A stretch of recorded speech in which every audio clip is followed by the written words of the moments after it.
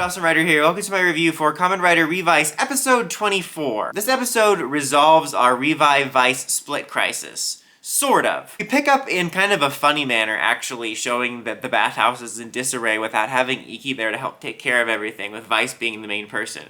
And like, they have him being the new bathhouse mascot, which is funny, but because he's shirking all of his chores, everything's kind of messy, so you get a bit of comedy going there. Within that though, George shows up and he says, you know, I have a way to fix it, but first I want a bath and I want to talk to your dad. Not in a weird way, he just has questions, like, because that's all kind of tied in to that weird thing where he doesn't have a heart, and they're also monitoring Gift-sama's awakening. He just happens to go in and get like the bathhouse service and talk to the dad and kind of interrogate him. So it's wrapped up a little bit in that.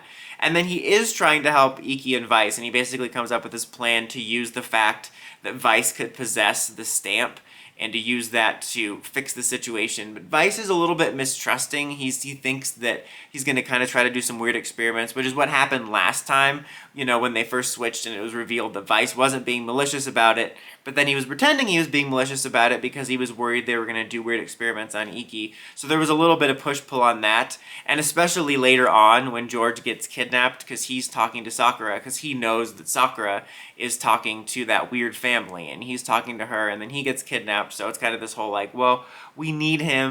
He also, you know, could be sketch. So it was kind of a push-pull of that and kind of furthering how much the relationship has evolved of those two trusting each other, which was nice. But ultimately, Iki gets Vice to trust him and trust his judgment of, you know, using George's solution and trying to fix it. And so we do have Iki using this form for the first time at the end.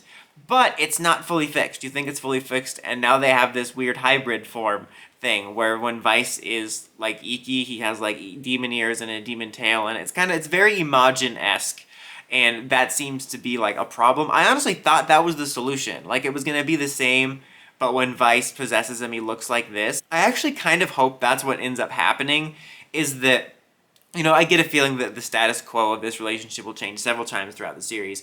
But I kind of hope we go back to normal a little bit, you know, where it's Iki in charge and you have Vice thought bubble, Vice can come out and all that type of stuff.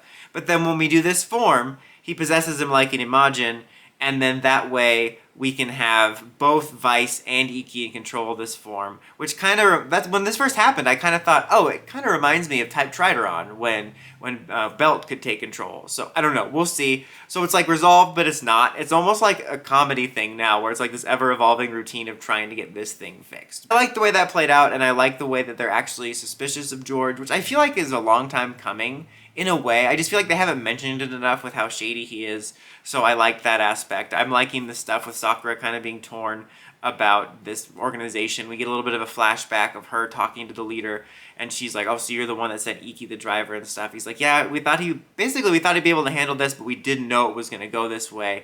So there's some good stuff going on there. Before I forget to mention it, there was a little bit of touching on Daiji's story, with his inner demon and him kind of struggling and talking to him, and he says, you know, I'm getting stronger, right? So we touched on that again.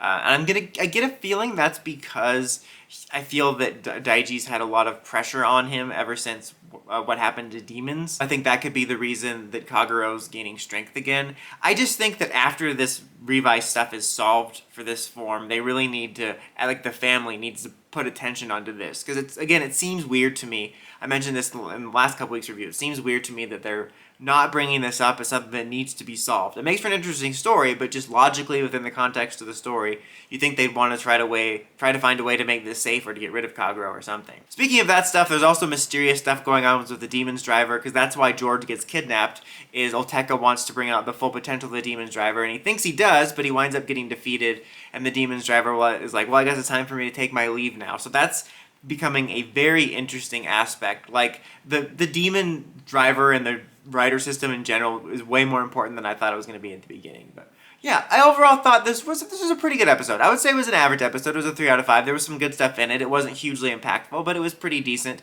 Still lots of little story threads going on, lots of busyness, but I'm enjoying most of it. But what did you guys think? Let me know in the comments as always. Until next time, like, comment, subscribe, and climb the steps, ring that bell, see notifications for my videos. Kamen Rider, signing out.